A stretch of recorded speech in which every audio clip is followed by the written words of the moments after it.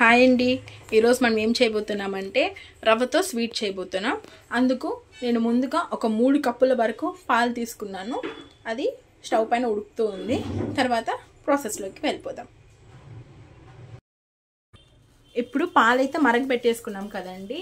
ఇప్పుడు స్టవ్ పైన ఒక బాండలు పెడదాం. అది హీట్ అయిన తర్వాత అప్పుడు ఆ పాలని అందులో కొలిచి 3 కప్పులు అయితే వేసాను నేను పాలు. ఇప్పుడు ఆ పాలని ఇందులో వేసి దాని తగ్గట్టు రవ్వ వేసి వేయించుకుందాం. ఇప్పుడు కడాయి అయితే హీట్ అయిపోయిందండి. ఇప్పుడు అందులో మిల్క్ యాడ్ చేసేద్దాం. అయితే ఈ కప్పుతో 3 గ్లాసులు పాలు అయితే వేసానండి. ఇప్పుడు 3 గ్లాసులకి మనం 1.5 కప్పు రవ్వ అనేది వేసుకుందాం. 1.5 కప్పు రవ్వ అనేది వేసుకుందాం. దీంతో 1 కప్పు,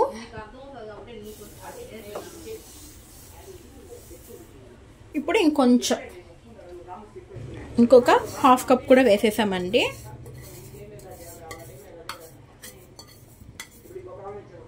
ఇప్పుడు ఈ పాలు ఈ రవ్వ మిశ్రమాన్ని అంతా మనం నీట్గా కలిపేసుకోవాలండి, లైక్ ఉప్మా లాగా.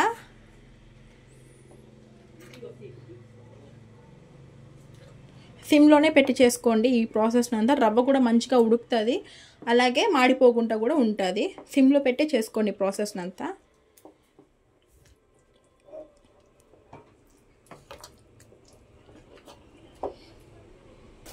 ఇప్పుడు ఇలా చేసుకున్నాం కదండి. ఇప్పుడు స్టవ్ ఆఫ్ చేసేసి మూత పెట్టేద్దాం ఒక 3 to 4 మినిట్స్ పాటు. తర్వాత దీన్ని బాల్స్ లాగా చేసుకుందాం.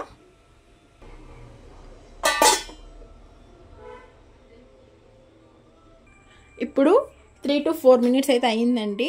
చూసారా ఎలా ఉందో? ఇప్పుడు దీన్ని నీట్గా చల్లార్పిచ్చేసి ఒకసారి మొత్తం చపాతీ ముద్దలా చేసుకుందాం. ఇడ్లీ సోడా వేసుకుందాం. ఇప్పుడు ఇడ్లీ సోడా ఎందుకు వేసుకున్నాం అంటే సాఫ్ట్గా వచ్చేదానికోసం ఇడ్లీ సోడా వేసుకున్నాం. ఇప్పుడు దీన్ని మొత్తం చపాతీ ముద్దలా కలిపేసుకుందాం. ఇప్పుడైతే ఇడ్లీ సోడా వేసి మొత్తం కలిపేసుకున్నాం కదా. ఇప్పుడు వీటిని బాల్స్లా చేసేద్దాం. మేమైతే ఇక్కడ నెయ్యి తీసుకుంటున్నాం. లైట్గా అప్లై చేసి బాల్స్ చేస్తే రౌండ్గా వస్తుంది. అదే మనకు కావాల్సిన షేప్లో వస్తుంది. ఓకే, బాల్స్ స్టార్ట్ చేసేద్దాం. మేమైతే ఈ షేప్లో చేసుకున్నాము స్వీట్ని, ఎందుకంటే చూడడానికి బాగుంటుంది కాబట్టి.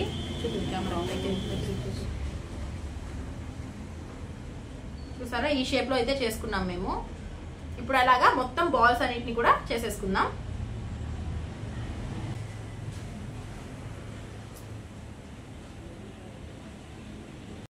ఇప్పుడు స్టవ్ పైన ఒక బాండలు పెట్టుకుందాం. అది హీట్ అయిన తర్వాత అందులో డీప్ ఫ్రైకి సరిపడే ఆయిల్ అనేది వేసుకుందాం. ఇప్పుడు బౌల్ అయితే హీట్ అయిపోయింది కదా. ఇప్పుడు సరిపడే ఆయిల్ అనేది వేసుకుందాం.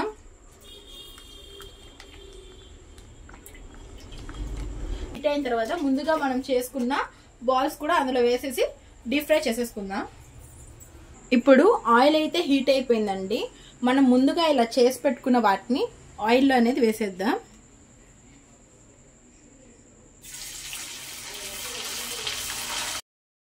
ఈ బాల్స్ అన్నిటిని మీడియం ఫ్లేమ్లో పెట్టి డీప్ ఫ్రై చేసుకుందాం.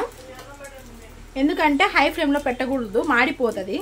మీడియం ఫ్లేమ్లో పెట్టి గోల్డెన్ కలర్ వచ్చేంత వరకు నీట్గా వేయించుకోవాలండి. అప్పుడైతేనే మన స్వీట్ చాలా బాగుంటుంది తినడానికి.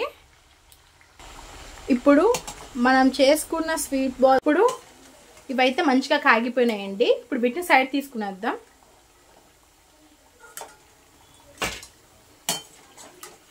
కొన్ని వేసి ఫ్రై చేస్తేనే చాలా బాగుంటుంది, అన్నీ మంచిగా వేగుతాయి. ఒకేసారి ఓవర్లోడ్ వేస్తే సరిగ్గా వేగదు, ఒకటి వేగుతుంది ఒకటి వేగదు. అందుకని మనం ఎప్పుడు ఫ్రై చేసినా కొన్ని మాత్రమే వేసుకుంటే అవి అన్నీ మంచిగా వేగుతాయి. చూసారా ఎలా వేగుతాయి? ఇప్పుడు మిగిలినట్టువి కూడా ఇలా చేసేసుకుందాం. ఇప్పుడు మనమైతే ముందుగా కావాల్సినవన్నీ ఇలా చేసుకున్నాము. ఇప్పుడు నెక్స్ట్ షుగర్ సిరప్ చేసేద్దాం. ఇప్పుడు మేమైతే స్టవ్ పైన ఒక బాండలు పెట్టుకున్నాము. అది హీట్ అయిన తర్వాత అందులో చక్కెర అనేది వేద్దాం. ఇప్పుడు మనం షుగర్ సిరప్ అనేది చేద్దాం. ఇప్పుడు నేనైతే 2 కప్స్ చక్కెర తీసుకుంటున్నానండి. ఇప్పుడు మనం ఎంత చక్కెర తీసుకున్నామో ఇప్పుడు అన్ని వాటర్ వేద్దాం. ఇప్పుడు మనం 2 కప్స్ వరకు చక్కెర తీసుకున్నాం కదా. ఇప్పుడు ఇందులో 2 కప్స్ వరకు వాటర్ వేసుకుందాం. ఇప్పుడైతే నేను షుగర్ సిరప్కి ఎన్ని వాటర్ కావాలో అన్ని వాటర్ వేసుకునేసానండి. ఇప్పుడు అది స్టిక్కీగా రావాలి. ఇప్పుడు నేనైతే ఫుల్ ఫ్లేమ్లో పెట్టి ఒక 10 మినిట్స్ పాటు ఉంచేద్దాం. తర్వాత అది స్టిక్కీగా వస్తుంది. సిరప్ మొత్తం ఇలా ఉడుకుతూ ఉంది కదా, ముందుగా దంచి పెట్టుకున్న ఇలాచీ వేసేద్దాం. స్మెల్ బాగుంటుంది, ఫ్లేవర్ కూడా చాలా బాగుంటుంది. చూసారా అండి, మన షుగర్ సిరప్ అయితే చాలా బాగా ఉడికిపోయింది. అలాగే పట్టుకుంటే స్టిక్కీగా కూడా ఉంది.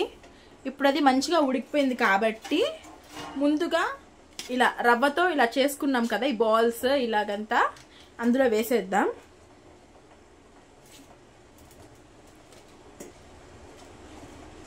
ఇలా ఒక్కొక్కటిగా వేసుకోవాలి నెమ్మదిగా.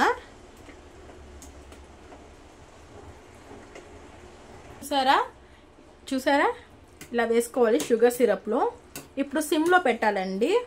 జస్ట్ ఒక 3 to 4 మినిట్స్ ఉంటే సరిపోతుంది. ఎక్కువసేపు ఉండవలసిన అవసరం లేదు. తర్వాత స్టవ్ ఆఫ్ చేసేసుకోవచ్చు. ఇప్పుడైతే 3 to 4 మినిట్స్ పాటు ఉడకనిద్దాం. చూసారా, ఈ రవ్వ స్వీట్ అంతా మొత్తం ఈ షుగర్ సిరప్లో మంచిగా నానిపోతుంది. అలాగే షుగర్ సిరప్ అంతా మంచిగా పీల్చేసుకుంటుందండి. ఇప్పుడైతే 4 మినిట్స్ అయిపోయింది. నేనైతే స్టవ్ ఆఫ్ చేసుకుంటున్నా. లాస్ట్లో కొంచెం జీడిపప్పుని అలా పలుకులుగా చేసి జస్ట్ అలా స్ప్రింకిల్ చేశాను వీటిపైన. చాలా బాగుంటుంది. ఒకవేళ మీకు ఇంకా కావాలంటే ఇంకా కూడా వేసుకోండి, ఇంకా డ్రై ఫ్రూట్స్ కూడా వేసుకోవచ్చు.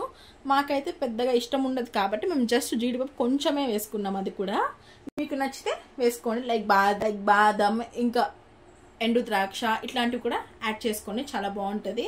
ఇదైతే same to same gulab jam లాగే ఉందండి. చాలా బాగుంది. తప్పకుండా ఒకసారి ట్రై చేయండి.